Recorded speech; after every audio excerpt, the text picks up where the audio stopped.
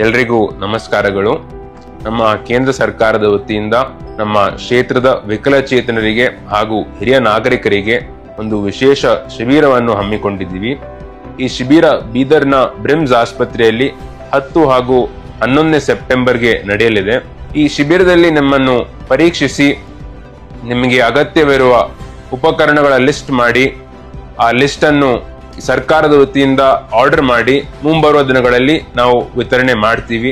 ವಿಶೇಷವಾಗಿ wheelchair ಇರ್ಬೋದು, walker stick, hearing aid, braille kit, commode chair, ಇನ್ನಿತರ ಎಲ್ಲ ಉಪಕರಣಗಳು ಇರುತ್ತವೆ.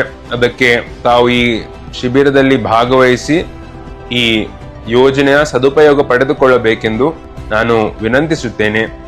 ನಿಮ್ಮ ಮನೆಯ ಮಗ ಸಾಗರ್ ಖಂಡ್ರೆ.